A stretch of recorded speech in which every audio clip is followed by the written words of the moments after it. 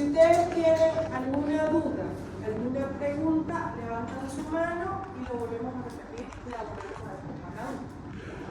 ¿Ya? Soy preguntona. Me gusta que todos participen. Así que no se van a incomodar si yo les digo hago alguna pregunta o alguna cosa. Tienen el derecho de no saberlo porque no lo aprendieron o porque se olvidaron. ¿Okay? No pasa nada. Entonces, vamos a ver lo que son las hemorragias en la primera mitad del embarazo. Lo que es el aborto, el embarazo ectópico y la mola hidatiforme. Son las tres hemorragias que pueden haber. Antes de comenzar, vamos a hacer un recordatorio de lo que vieron en obstetricia 1. Vamos a recordar lo del primer trimestre del embarazo. ¿Qué es fecundación? ¿Qué es fecundación?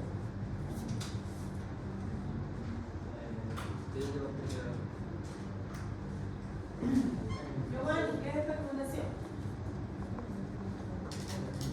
¿Caris?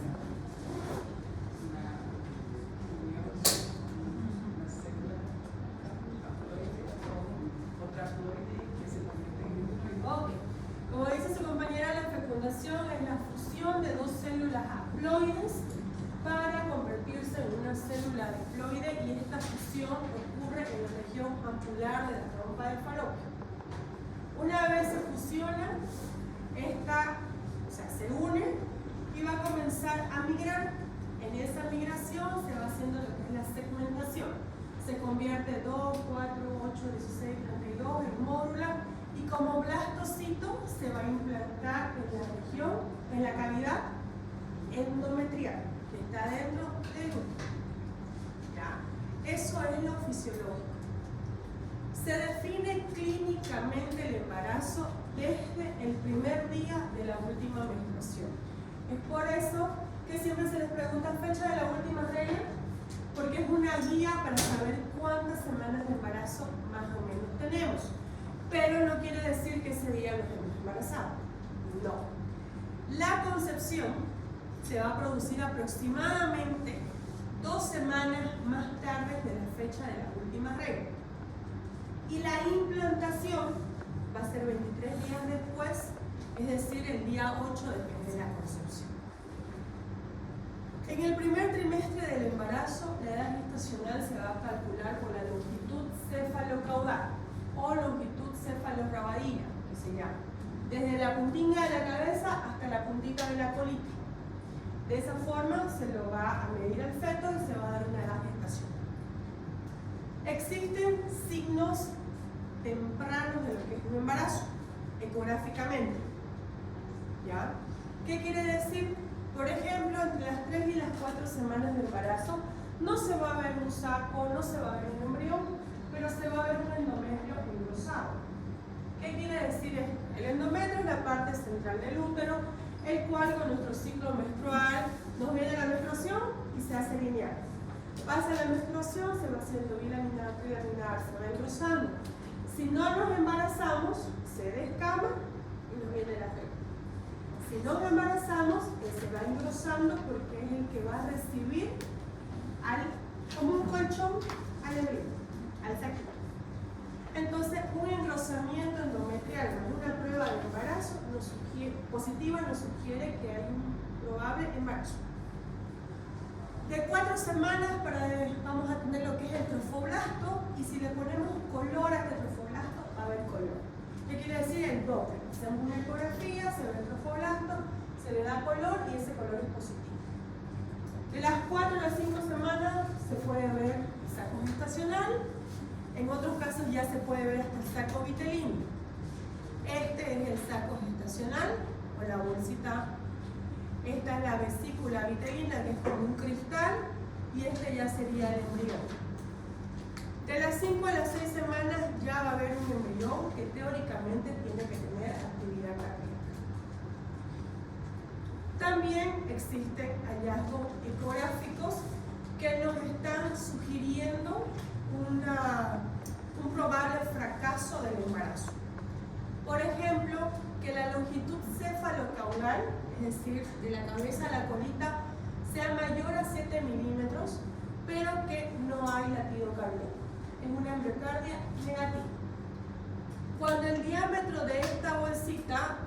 mayor a 25 milímetros y no hay embrión. Cuando hicimos una ecografía hoy, solo se ve el saco gestacional, se les sugiere un control ecográfico en 15 días y en 15 días no hay embrión, entonces ya ahí decimos es un signo de que no va a progresar este embarazo. O cuando hay ausencia del embrión mayor a 6 semanas después de la última menstruación. Son signos ecográficos que nos dan un parámetro de que si el embarazo va a seguir su curso o no. Porque muchas veces llega la paciente con una prueba de embarazo positivo, una ecografía, sacamos por la fecha de la última regla, está con 5 a 6 semanas, el saco gestacional coincide, pero no hay embrión, entonces le pedimos un control ecográfico y en 15 días teóricamente ya tendría que aparecer. Ante la ausencia de un embrión a los 15 días, un saco gestacional alargado, deformado, porque el saco gestacional es redondo o ovalado, pero es bien conformado. Cuando no hay embrión y va pasando el tiempo, se va alargando, se va como que deformando, para que me entiendan. ¿Está claro hasta acá? Listo. Bueno, vamos a entrar ahora con lo que sería aborto. Aborto, según la OMS, se define como la interrupción espontánea o provocada del embarazo antes de las 22 semanas con un peso menor a 500 gramos. Eso nos dice la OMS. Su libro de Schwartz nos dice hasta las 20 semanas con un peso menor a 500 gramos. Cualquiera de los dos conceptos está bien. El aborto tiene una gran variedad de clínica, es decir, de sintomatología y una variedad de tipos de aborto. Desde una amenaza de aborto hasta un aborto incompleto, aborto infectado, que lo vamos a ir desglosando. Tiene muchas causas lo que viene a ser el aborto. La principal causa son las ovulares, son las anomalías genéticas. Muchas veces estos niños, estos embriones, tienen alteraciones cromosómicas, la más frecuente es la trisomía 21, que es la del síndrome de Down. También puede haber la trisomía 16. Entonces, pero lo que vendría a ser las cromosomopatías vienen a ser una de las principales causas de aborto. Seguido de procesos infecciosos, sean infecciones vaginales, sean infecciones urinarias, dado que las bacterias que producen estos procesos infecciosos hacen la liberación de la enzima y entonces se producen mayor prostaglandinas y son las prostaglandinas las que nos van a provocar contracciones uterinas. Entre otras causas también tenemos las anomalías uterinas, son anomalías mullerianas. Cuando somos embriones, nosotras las mujeres, hay una formación a nivel de útero, de ovarios, pero existe lo que es la anomalía mulleriana, en la cual el útero va a tener un tipo de malformación. Tenemos el útero picorne, que es un útero, dice la teoría, como un corazón de vacas. Entonces, puede ser un bicorne completo, cuando ese tabique es completamente lo divide, vamos a decirlo así, o incompleto cuando es parcial. Podemos tener el útero didelfo, que es un útero con 2 cuerpos, rara vez tiene 2 cuellos. También tenemos lo que son los miomas. No nos olvidemos que los miomas es la patología más frecuente en las mujeres, son tumores del útero, benignos en su mayor proporción, que son hormonodependientes. Y cuando estamos embarazadas, las hormonas se elevan. Entonces, muchas veces esos miomas pequeñitos que había crecen. Hay otros que van creciendo a la par del embarazo y eso puede provocar pérdidas de porque hay veces que está cerca de la placenta, entonces la puede desprender. A veces crecen tanto a la par del embarazo, el embarazo llega al final y los niños salen con deformaciones por la posición. Entonces los miomas son hormonas dependientes y pueden crecer durante el embarazo o pueden aparecer en el embarazo. No siempre, por si acaso. Otro factor de riesgo es la edad materna. ¿Cuáles son los extremos de la vida? Las edades extremas de la vida es inequal. Ya. El libro te dice menor de 15 y mayor a 35. Eso te dice. ¿Cuáles son las 2 propiedades fundamentales del útero? que se pierden con la edad. ¿Cómo te llamas, Gabriela? ¿Ah? Nina. Nina. ¿Cuáles son las dos propiedades fundamentales del útero que se van perdiendo con la edad?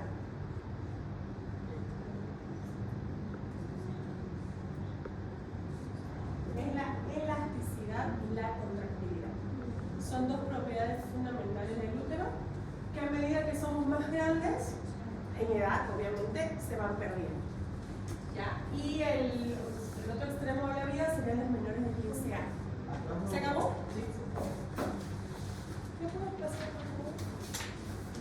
Cuando la termine me la pasan para que así los voy a conocer, ¿no? Otro extremo de la vida serían las menores de 15 años, que a pesar que menstruan, a pesar que pueden embarazarse, el cuerpo no está preparado para esas modificaciones. Es por eso que son más riesgosas, son pacientes de alto riesgo obstétrico, con mayor incidencia a abortos espontáneos, a amenazas de aborto, y si avanza el embarazo, a partos prematuros. ¿Ya?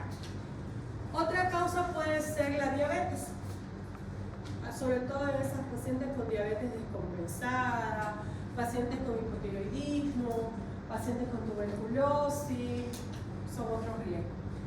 Cuando hablamos de inmunológicas tenemos las trombofilias, el síndrome antifosfolipídico, esas pacientes que tienen problemas de la coagulación. La incompatibilidad de grupo es otra causa. Los traumatismos, pacientes que sufrieron caída de su propia altura, lesión física, accidente de tránsito, pueden provocar abortos o amenazas de aborto. El uso de ciertas sustancias, sea droga, sea alcohol, sea cafeína, marihuana. La cafeína, chicos, el café en sí está contraindicado en el embarazo. ¿Ya? ¿Por qué? Porque puede provocar aborto, pero también el embarazo puede seguir su curso y puede provocar restricción del crecimiento. Es decir, pequeños en peso, en tamaño o en talla para la edad gestacional, igual el consumo de cigarro. El consumo del alcohol puede provocar el síndrome alcohólico fetal en el fetito, bebés que nacen con hacen el que han consumido tanto alcohol. Y son reales porque así salen los bebés. Entonces, por eso está contraindicado el consumo de alcohol, cigarro, café o drogas en el embarazo. ¿Preguntas?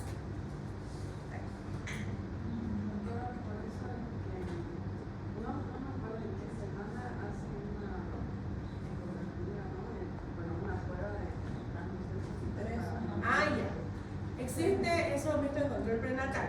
En el control prenatal se piden ecografías, se pide la ecografía diagnóstica, que es la ecografía para ver cuántas semanas, si está vivo o no. Luego se pide la morfológica del primer trimestre, que se pide entre las 11 y las 14 semanas, en esa que se llama la de cromosomopatía o la de translucencia nucal. Se mide hueso nasal o se busca la presencia de hueso nasal, de la translucencia nucal, y en caso que esta estuviera alterada es un parámetro para lo que es el síndrome de Down. En caso que estuviera alterada la ecografía, se pide el cribado del primer trimestre, que son para enfermedades, para trisomía, ¿no? Para confirmar el diagnóstico. La siguiente morfológica es en el segundo trimestre del embarazo, que son entre las 20 y las 24. Algunos colegas las hacen hasta más, pero lo correcto es entre las 20 y las 24. ¿Ya? En esa le dan a contar hasta todo. Contar dedos, manos, pies, ver que no haya paladar hendido, labio leporino, ver que no haya hernia diafragmática. Entonces, son ecografías rutinarias. En la cromosomopatía, la del primer trimestre, se puede pedir también lo que es el Doppler para el riesgo de preeclampsia. Se hace una medición de lo que son las arterias uterinas maternas para ver que no haya un riesgo para preeclampsia. En caso que esta estuviera alterada, puedes iniciar profilaxis. ¿Viste esto? ¿Sí? No, bueno, pero eso. ¿Otra pregunta que tuvieran o seguimos? Siga. Bueno, vamos a entrar ahora a las formas clínicas de lo que viene a ser el aborto. Vamos a comenzar con la amenaza de aborto. En la amenaza de aborto va a haber el antecedente de amenorrea. Hay pacientes que no saben que están embarazadas y llegan a la consulta por dolor, por sangrado y refieren una amenorrea.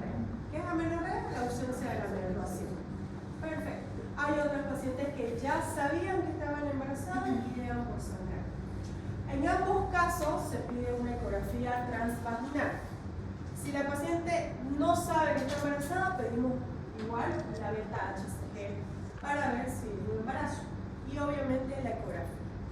Clínicamente la paciente va a tener dolor. Este dolor va a ser tipo cólico, puede ser intenso, puede ser leve, puede ser moderado. Normalmente es un dolor tipo cólico que ellas lo asocian con la menstruación. Pueden presentar un sangrado. Este sangrado va a ser escaso, va a ser rojo, algunas veces va a ser achocolatado.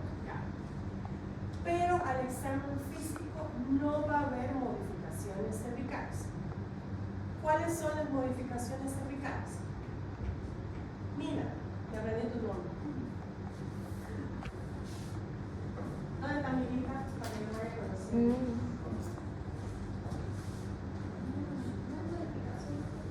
¿Cuáles son las modificaciones cervicales?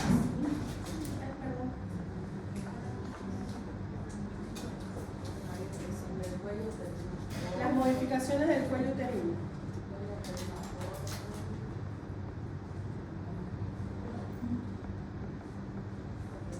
¿Sos hermana de Esther? ¿Sos hermana de Esther? Ay. Erika, su dieta. ¿Cuáles son las modificaciones cervicales?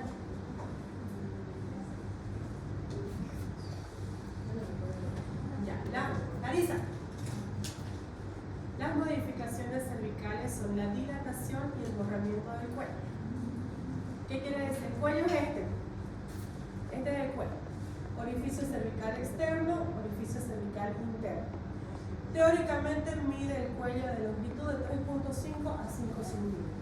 Es importante saber la longitud cervical para cuando el embarazo está más grande, porque con eso podemos pedir una cervicometría, que es medir la longitud del cervix y diagnosticar una incompetencia cervical, pero eso vamos a ir viendo más adelante.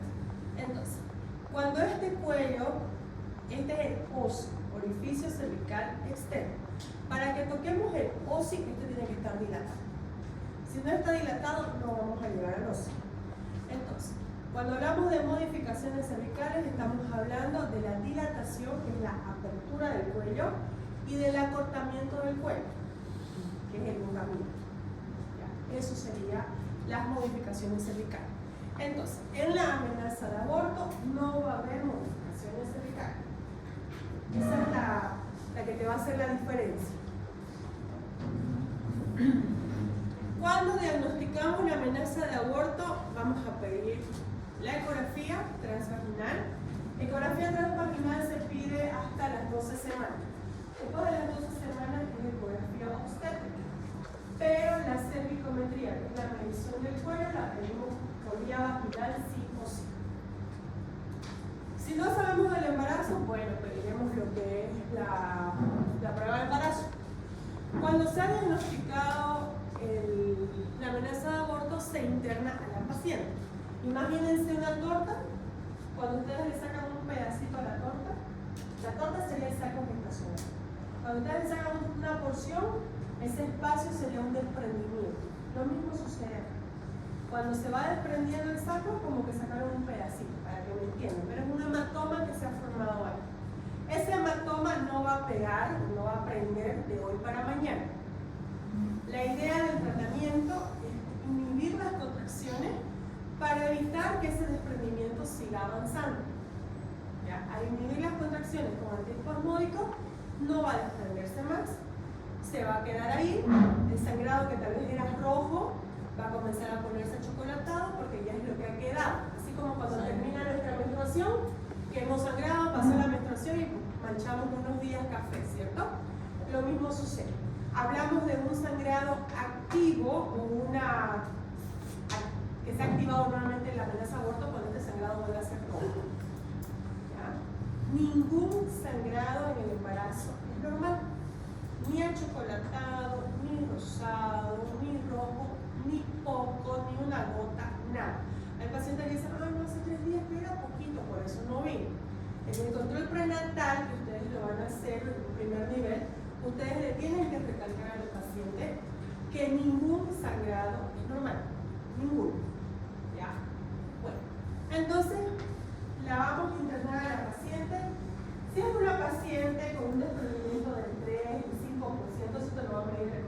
fisiológica y que puede hacer un manejo ambulatorio, que no requiere de tratamiento endovenoso por antibióticos o alguna cosa, entonces podemos hacer ambulatorio.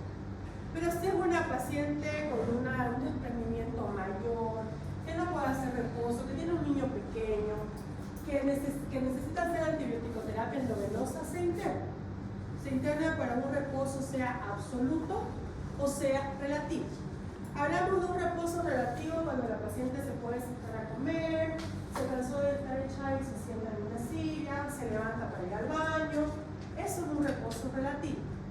Un reposo absoluto para esa paciente que todo lo va a hacer recostada. Desde el aseo personal, necesidades fisiológicas, comer y demás. Solo va a ser lateral izquierdo, lateral derecho, espalda y estar en esa posición. Porque si se levanta va a ser normal. Vamos a hacer el uso de antiespasmódicos o útero-inhibidores que se llaman.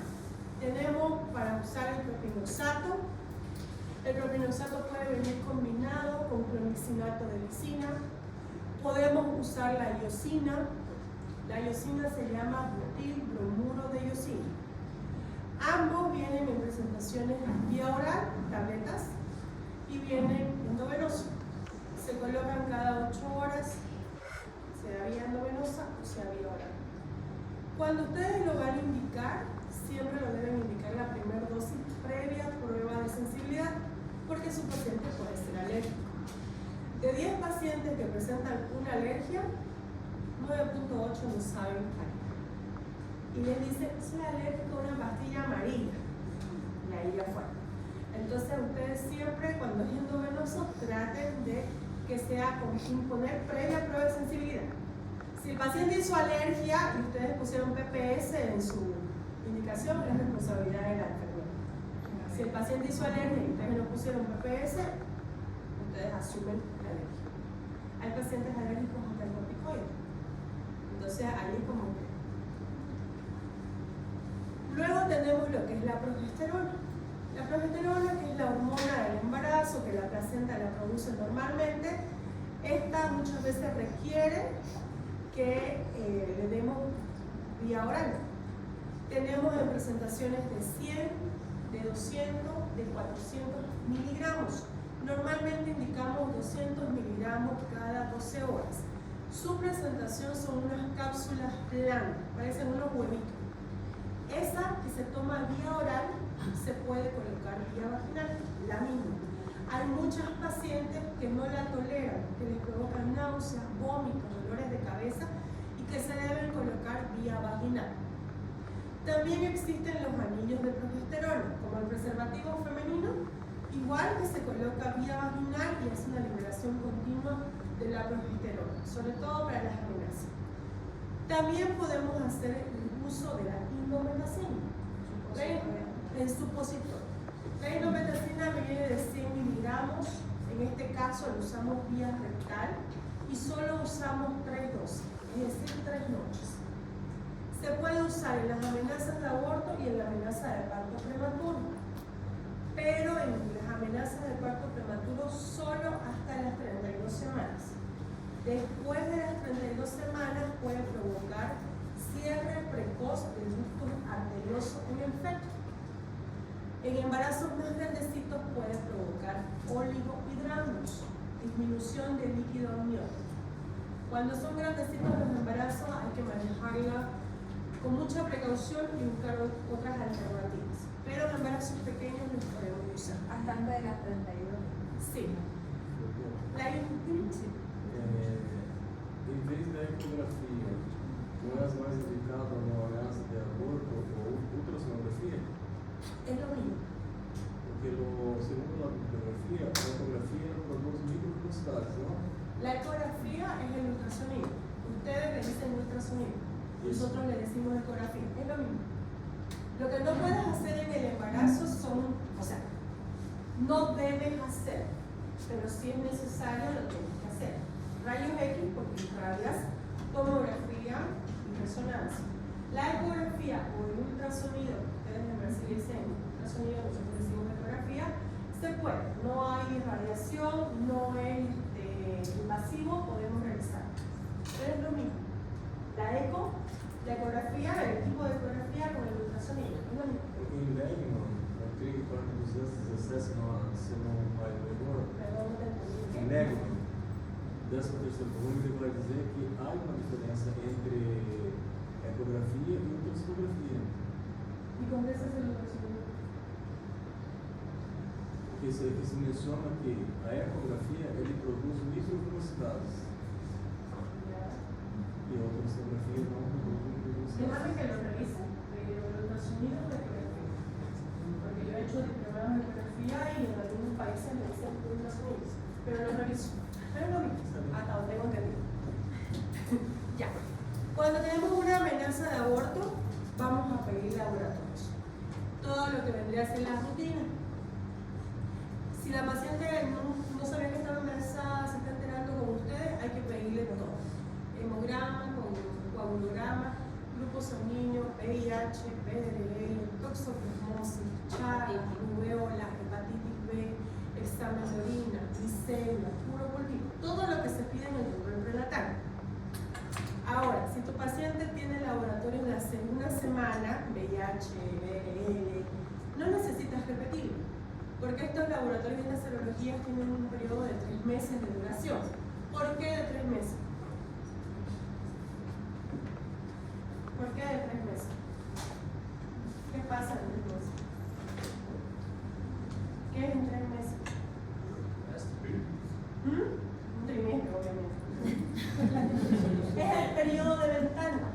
Por ejemplo, si yo sufro un accidente laboral con un paciente con VIH, hoy me accidenté, hoy me hacen la prueba y yo soy negativa, me la tienen que repetir en 3 meses porque ese es el periodo de ventana para que si me contagié de positivo.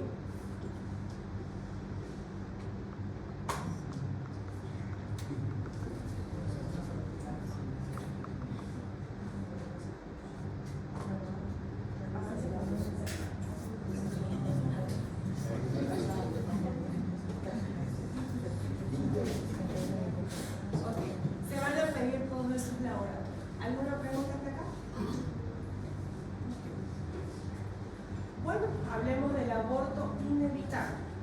El aborto inevitable, a diferencia del aborto, de la amenaza de aborto, los dolores van a ser intensos, ¿ya? Van a ser sostenidos, el sangrado ya no va a ser escaso, puede ser abundante, puede ser con coágulos. Chicos, no se estresen, yo se las voy a pasar a la diapositiva. Ya, me voy a poner en contacto con algunos de ustedes y a ustedes se las paso, porque los veo fatigados porque sacan algunos. Pero a diferencia de la amenaza de aborto, va a haber modificaciones cervicales. Va a haber dilatación, va a haber borramiento, entonces esa sería la diferencia. El aborto diferido, que también es llamado aborto retenido, dice aborto y un huevo muerto retenido, es una paciente que está gestando, que hay un embrión, hay una bolsa, un saco gestacional, hay un embrión, pero no hay latido cardíaco. Algunas veces dice la paciente, pero me hizo la ecografía y estaba vivo. Sí, es ahí donde tiene la sospecha de que tal vez era una cardiopatía, tal vez era una trisomía. Entonces, en un momento paró el corazoncito. Y en este caso, al examen físico, no hay, muchísimas veces no hay ninguna modificación, no hay ningún sangrado. Y en algunos casos, la naturaleza es tan sabia que el mismo cuerpo ha identificado que no hay y comienzan a manchar y dicen, van, porque están manchando cafecito y es que ya no hay latido.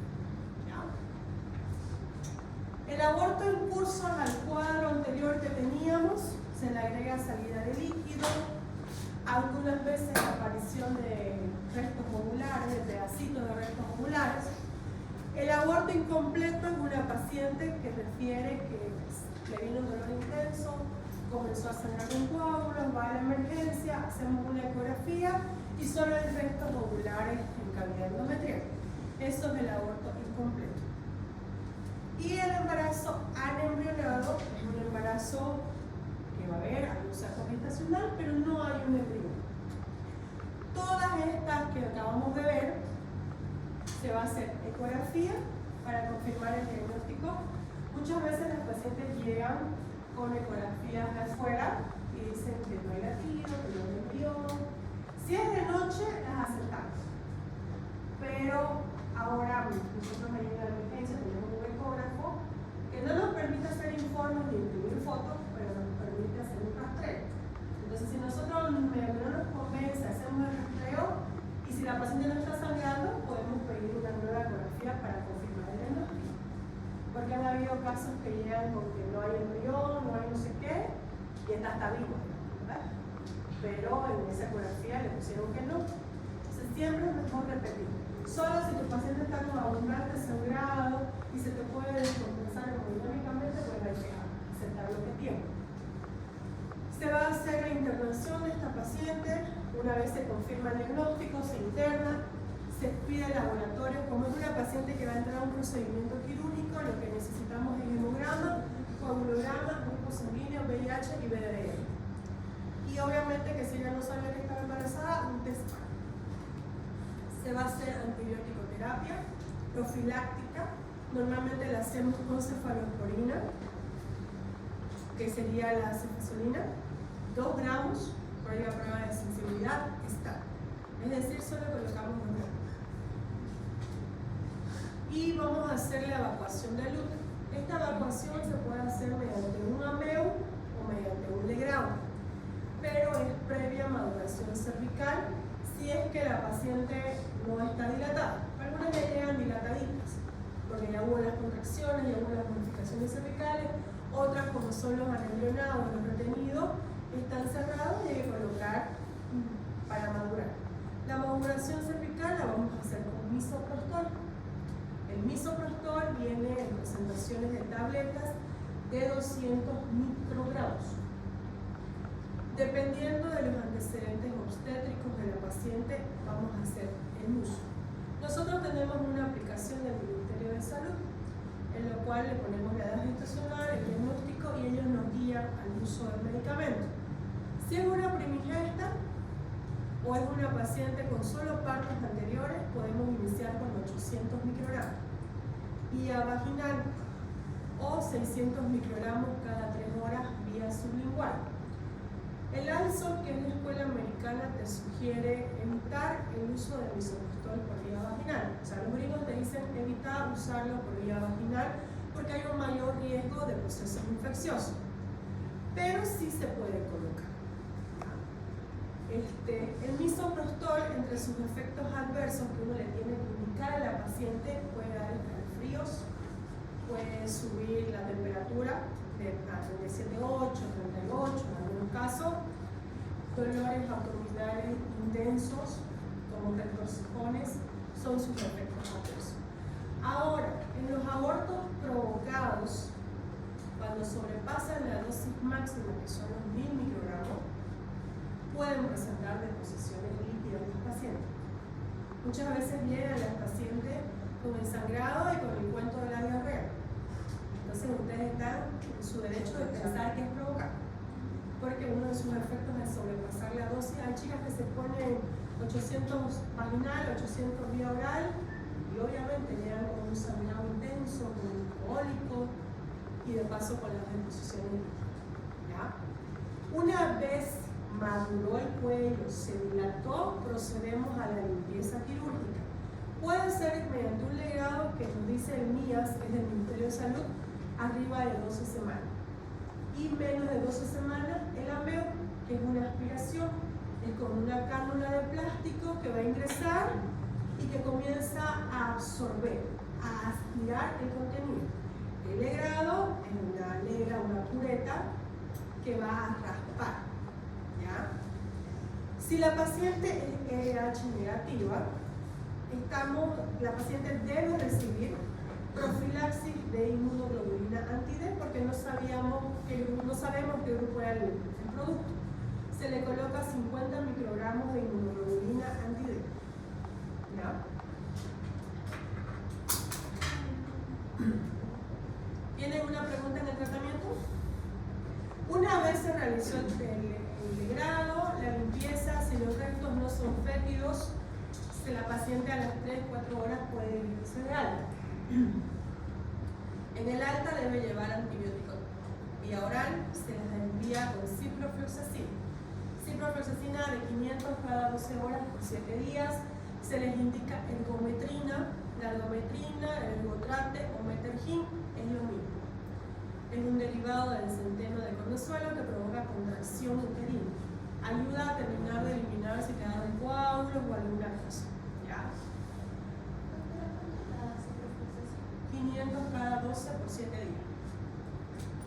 Y también le damos ibuprofeno o ketorol para el dolor porque algunas presentan una pequeña molestia posterior a eso. ¿Cuándo decimos que es un aborto infectado? El aborto infectado lo podemos ver en los casos de un aborto incompleto que no ha sido solucionado correctamente. En esas pacientes que tal vez han tomado o se han colocado misoprostol, sangraron y creyeron que ya acabó todo. O en aquellas pacientes que tal vez no lo hicieron bien el legrado. Porque muchas veces es preferible repetir una ecografía posterior al legrado que seguir legrando, porque podemos perforar. Porque una probable complicación es la perforación uterina. Y más si está infectado ese útero, porque ese útero es más friable, es más mantequilloso, más fácil de perforar. ¿Ya? Muchas veces el proceso del misoprostol de paciente a paciente varía. Algunas hace efecto a las 4 o 6 horas de la primera dosis, a otras llevan días. Cuando estas pacientes no dilatan, a pesar de las dosis de misoprostol, ¿qué pasó, doctor?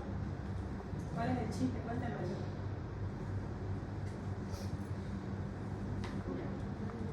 Entonces, si estas pacientes no dilatan, algunas veces las hacemos descansar, entran como en un periodo de ventana que decimos nosotros, y luego de eso le damos una dosis vía oral de mifepristona, ¿ya?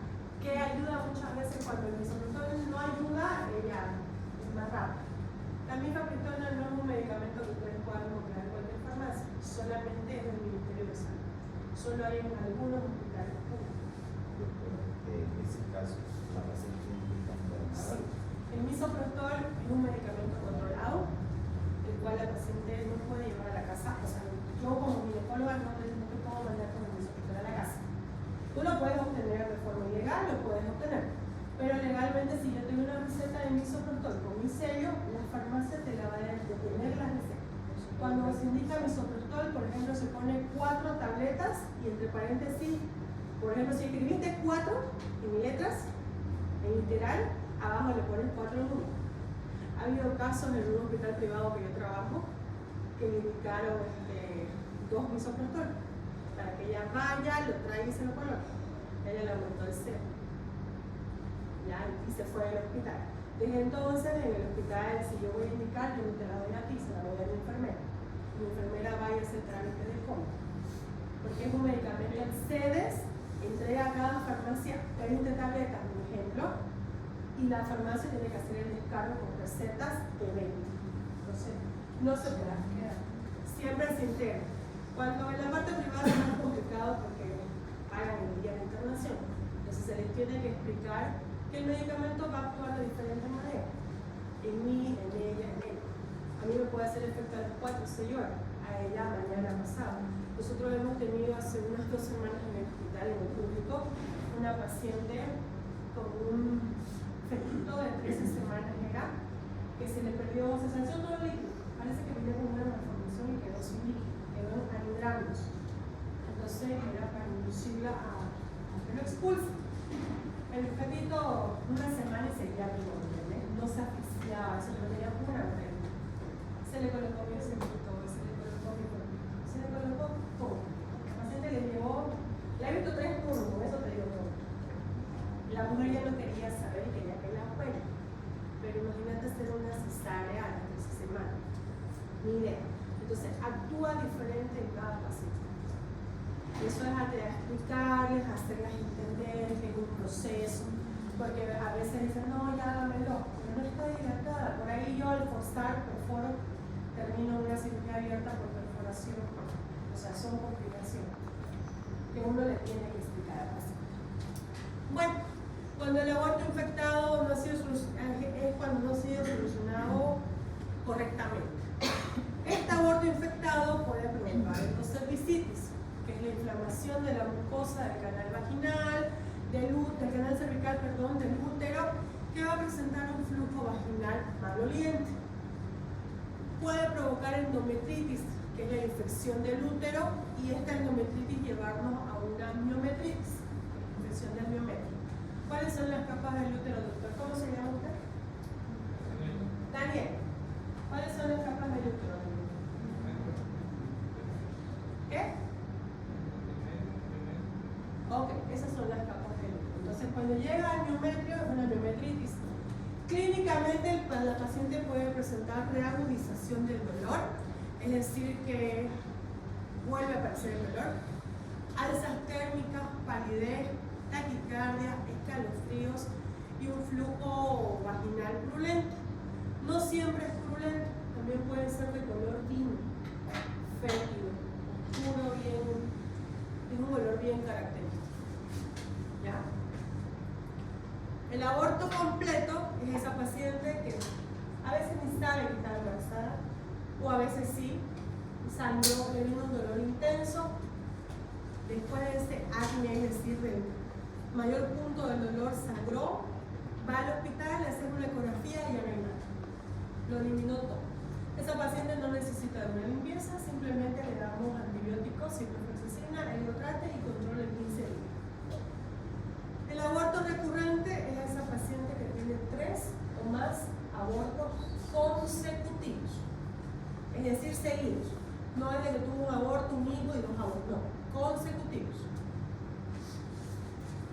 ¿Cuáles son las complicaciones?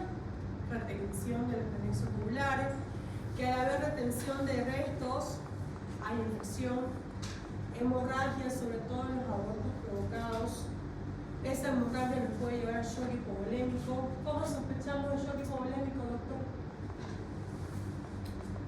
Clínicamente, ¿cómo dice que está choqueando la paciente? Presión. ¿Ya? ¿Qué se llama eso? Hipotensión.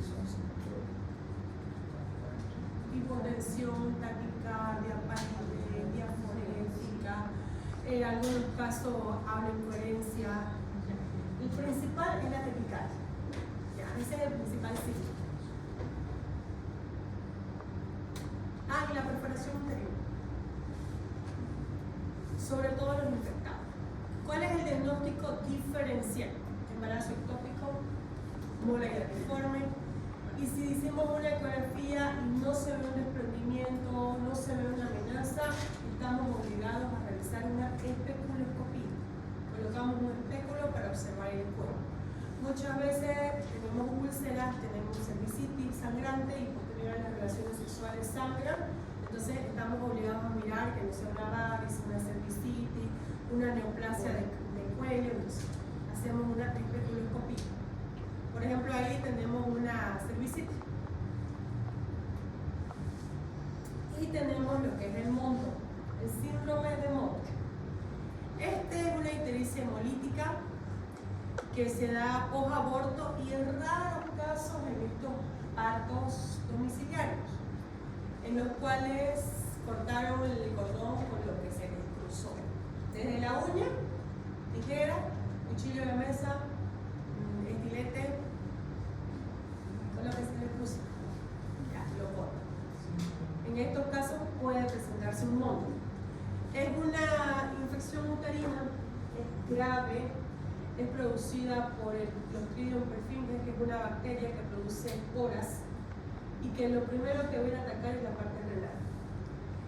Se caracteriza la triada de Mondor por lo que viene a ser ictericia, hemoglobinemia, hemoglobinúria. Pero puede tener fiebre, escalofríos, polinemia, taquicardia, injuria.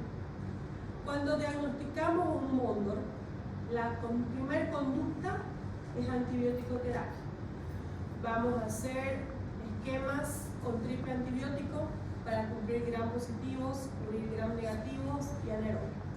En la parte del SUS usamos cefotaxima, 1 gramo cada 6 horas, gentamicina, 80 miligramos cada 8 horas, metronidazol, 500 miligramos cada 8 horas. Pero esa es una paciente que ha estado internada por infecciones urinarias, que ya hizo cefotaxima, hay que buscar otra alternativa. Podemos usar ceftriaxona, podemos usar cefazolina, o en todo caso podemos hacer esquema con 2 antibióticos, clindamicina más metronidazol, dependiendo de lo que tenga.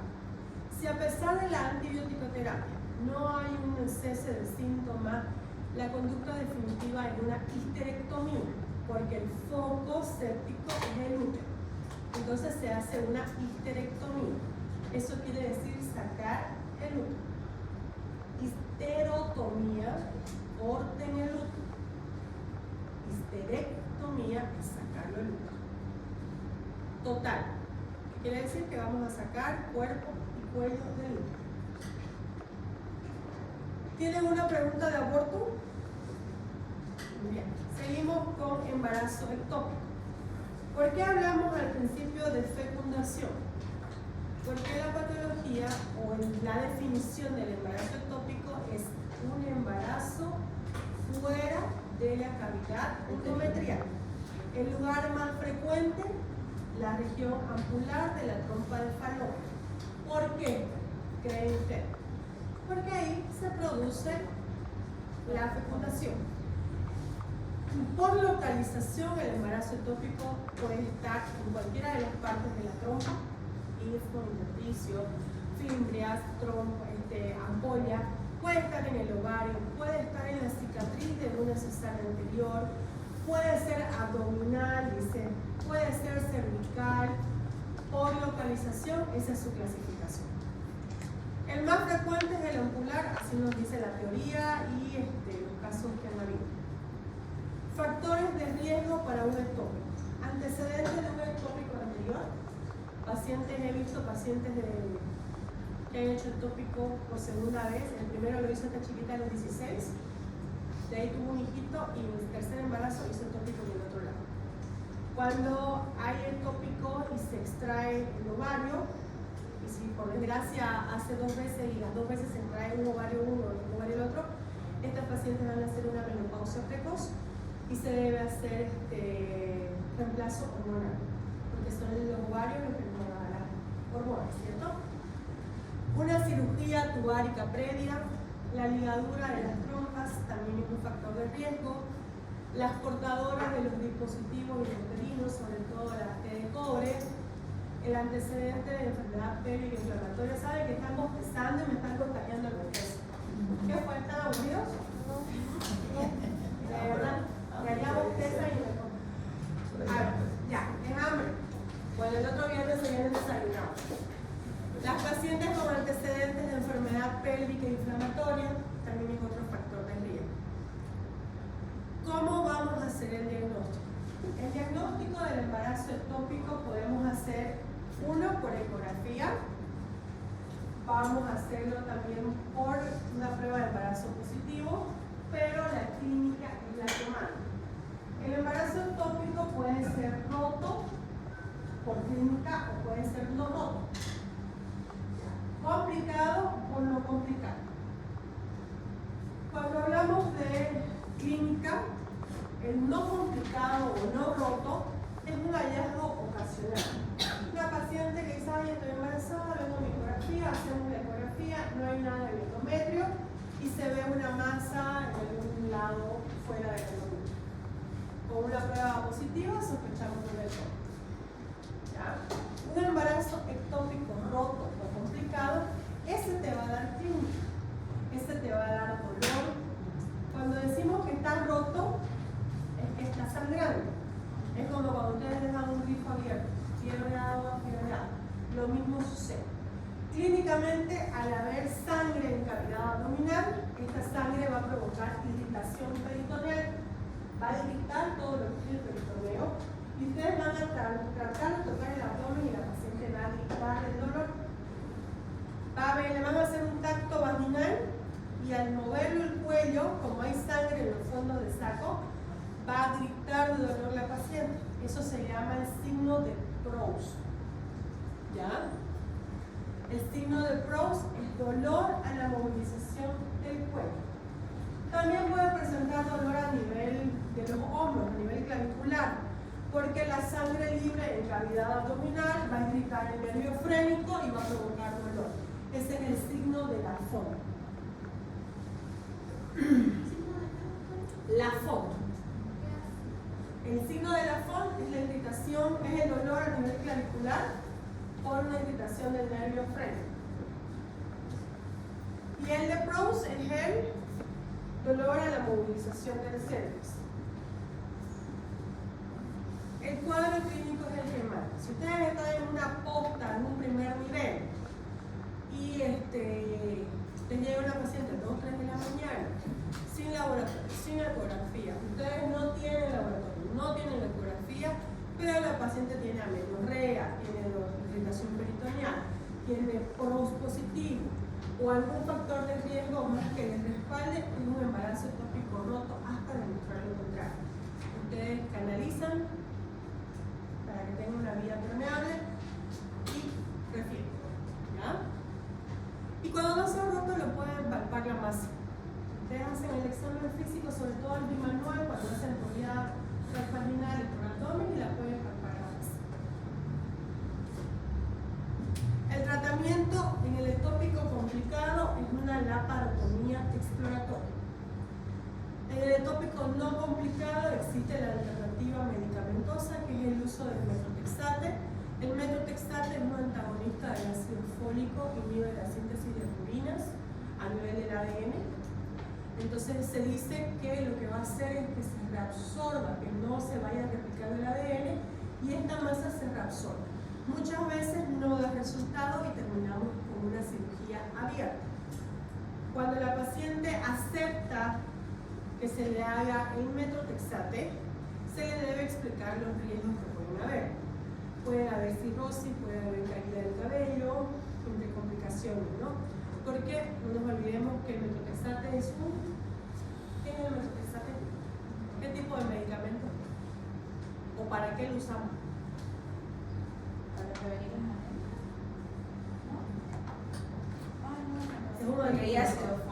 Es un antineoplásico. Se usa para la quimio oral, paciente con cáncer. Entonces, por eso es que es antagonista del ácido fólico. ¿Qué quiere decir antagonista, autoridad? ¿Qué se llama esto? Fátima. ¿Qué quiere decir antagonista?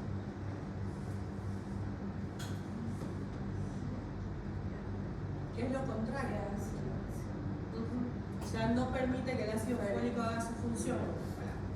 Bueno, entonces, cuando usamos metotrexate se le indica el día 1, 3, 5 y 7, 1 miligramo por kilo de peso vía intramuscular, explicando los probables riesgos, y solo lo podemos usar en edad gestacional menor a 6 semanas, un saco gestacional menor a 3.5, embrión sin embriocardia, es decir, embriocardia negativa, y con una beta HCG entre 5.000 y 10.000, solo en esos casos. Y si no da resultado, terminamos con una cirugía, ¿no? Ese ya sería el definitivo. Diagnósticos diferenciales. Obviamente las hemorragias de la primera mitad, pero yo les puedo decir en el examen, menciónenme 2 diagnósticos diferenciales, excepto las hemorragias de la primera mitad. La más frecuente es la apendicitis, muchas veces se confunde. Un quiste de ovario torcido, un quiste de ovario roto, un quiste de ovario hemorrágico, el tumor de ovario, la enfermedad pélvica inflamatoria, porque esta nos va a provocar líquidos en fondo del saco y nos hace confundirnos, ¿no?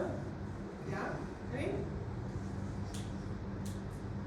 Y por último, la mola hidatiforme. Su libro de Schwartz dice que es una degeneración quística de las vellosidades coriales que abarca la placenta y el resto del complejo angular. La mola puede ser completa o incompleta, total o parcial. Cuando tenemos una mola completa, este diagnóstico de completa o incompleta solo nos lo da la patología. Cuando tenemos una mola, hacemos la maduración cervical, la evacuación de la mola por un legrado en una MEU, y lo que sacamos lo vamos a mandar sí o sí a patología, cosa que el patólogo diga es completa o incompleta. Si es una completa, es una paciente para seguimiento oncológico, porque la mola completa es precursora del coriocarcinoma. ¿Ya? Factores de riesgo: mayores de 40 años, pacientes con molas previas pueden volver a hacer un embarazo molar y los abortos previos. Sobre todo cuando no se ha hecho una patología de lo que se ha sacado, porque a veces se saca y se desecha y puede que sea una mola. Cuadro clínico. El cuadro clínico de la mola es un útero mayor para la edad gestacional. Ustedes la van a ver la barriga y van a ver que son unas 20 semanas, pero al tocar esa barriguita el útero es blando, no se palpan las partes fetales, no se puede ocultar. Van a haber metrorragias continuas, intermitentes. Los pacientes dicen, no, salí de 3 días, se me cortó y así. Algunas van a expulsar las vesículas, porque las molas son como racimos de uva, pero bien pequeñitos, unas vesículas que elimina la paciente y algunas veces la bota y ella lo lleva, esto es lo que estoy botando. Puede haber también una hiperemesis gravídica, vómitos, no tolera la vía oral, con pérdida de peso. Puede haber una toxemia gravídica, es decir, aumento de la presión arterial. Y si ustedes le piden una beta-HCG cuantitativa, esta hormona va a estar mayor a lo normal. En un embarazo normal, la HCG se duplica cada 48 horas. Alcanza su máximo a la semana 16. En el ectópico, esta HCG va disminuyendo con el pasar de los días. Y en la mola va a alcanzar valores extremadamente altos, porque la mola es un tumor del trofoblasto. Y el trofoblasto, específicamente el sincitio trofoblasto, es el que produce la HCG. El diagnóstico lo vamos a hacer por ecografía. Ecográficamente vamos a ver esa imagen que está ahí, que se llama panel de abejas, tormenta de nieve, racimos de uva, le dicen. Es una imagen característica de mola. Y la evacuación espontánea del tejido molar, pues no, te hace sospechar, y la HCG que vas a pedirla como cuantitativa. La HCG, pedís un test pack y te dice positivo o negativo. Pedís una cuantitativa, es una muestra que se toma en ayunas y sale 72 horas después y ella te va a dar un valor. Con ese valor tú puedes decir tiene más o menos tantas semanas de embarazo, pero en el caso de las molas van a ser valores extremadamente altos. ¿Ya? El diagnóstico diferencial lo hacemos con las hemorragias de la primera mitad, con el polihidramnios. El polihidramnios es el aumento del líquido amniótico del embarazo que te va a dar alturas mayores. El embarazo múltiple, que igual te va a dar una altura mayor para la edad gestacional. Y el tratamiento vendría a ser la evacuación del útero por medio del ameo o el legrado, previa maduración cervical. Una vez se extrae, se manda a patología, se hacen controles ecográficos, se hace dosaje de la hormona, es decir, la primera semana es semanal, luego cada 15 días, luego cada mes, luego cada 3 meses, luego cada 6 meses durante los 2 primeros años.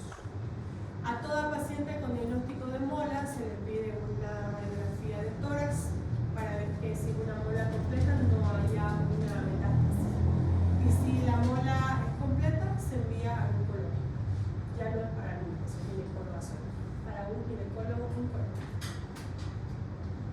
Algunas se les hace histerectomía como un tratamiento definitivo, ¿no? Pero eso ya lo decide el oncólogo. ¿Ok? Su examen práctico, chicos, es casos clínicos de pacientes ficticias que pueden ser en la universidad o pueden ser en el hospital, dependiendo de lo que ustedes quieran. ¿Ya? A ver. Talita. ¿Quién es Talita? Usted. ¿Qué? Kelly. Kelly. Kelly.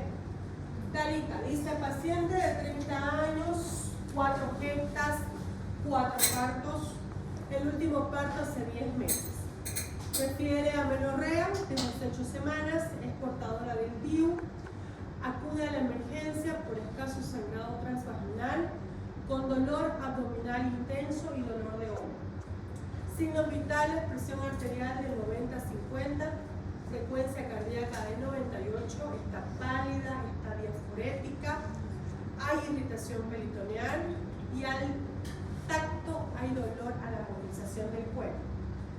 ¿Cuál sería tu impresión diagnóstica? ¿Qué?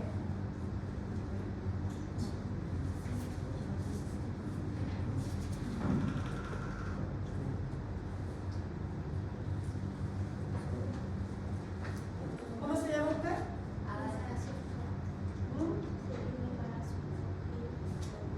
Un ectópico. ¿Qué más? Embarazo ectópico.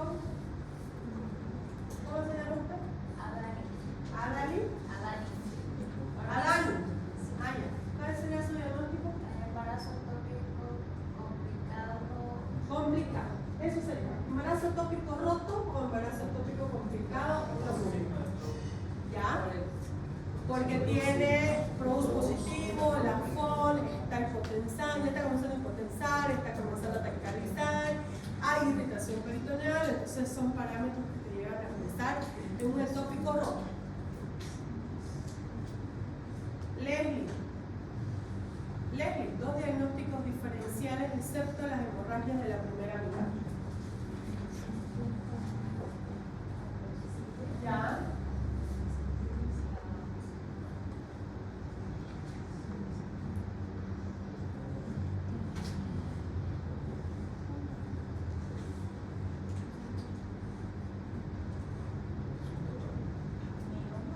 Loaiza, ¿quién es Loaiza? ¿Qué te llamas? Circe. Circe. Sí. Ya, Circe. Diagnóstico diferencial aparte de apendicitis.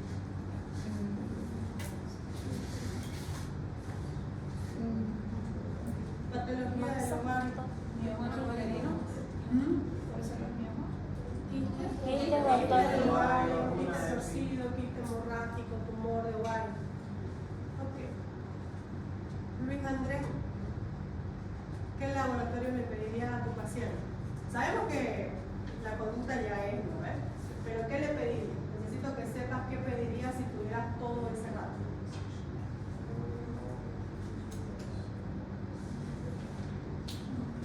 Primero pediría una ecografía, después